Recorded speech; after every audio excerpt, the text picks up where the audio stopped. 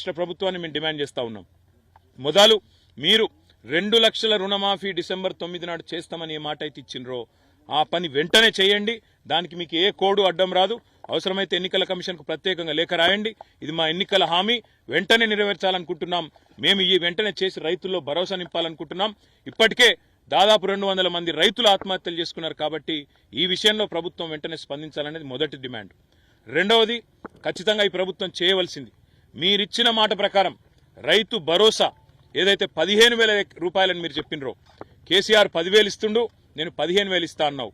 ఆ 15,000 కూడా ఇచ్చి మీరు మాట నిలబెట్టుకోవాలనేది రెండో డిమాండ్. మూడవది ముఖ్యమైనది, కౌలు రైతులకు రైతు కూలీలకు పైసలు ఇస్తా అన్నావు, వెంటనే ఇవ్వాలని చెప్పి కూడా మేము డిమాండ్ చేస్తా ఉన్నాం.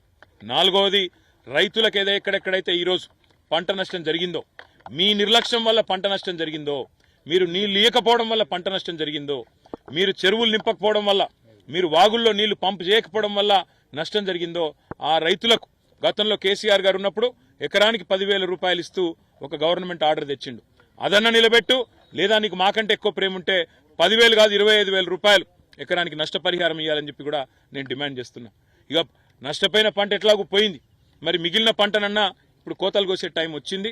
నేను రేవంత్ రెడ్డిని డిమాండ్ చేస్తున్నా, పోయిన పంటకు నష్టం జరిగిన పంటకేమో ఎకరానికి 10,000 రూపాయల 25,000 రూపాయల ప్రభుత్వం నిర్ణయం తీసుకోవాలి, వెంటనే నష్టపరిహారం ఇవ్వాలి.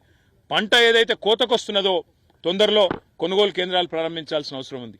మీరే చెప్పినరు 500 రూపాయలు క్వింటాల్కు బోనస్ అన్నావు, మరి ఇప్పుడు వెంటనే క్వింటాల్కు బోనస్ అన్న ప్రకటించు. ఏ ఎన్నికల కమిషన్కు అవసరమైతే ప్రత్యేకంగా పోయి వాళ్ళకు ఉత్తరం రాసి ప్రత్యేకంగా కలిసి, రైతులు కష్టాల్లో ఉన్నారు కాబట్టి చేయక తప్పడం లేదని చెప్పి వాళ్ళ పర్మిషన్ తీసుకొని వెంటనే మీ చిత్తశుద్ధి చాటుకోవాలని చెప్పి కూడా నేను రాష్ట్ర ప్రభుత్వాన్ని డిమాండ్ చేస్తున్నా.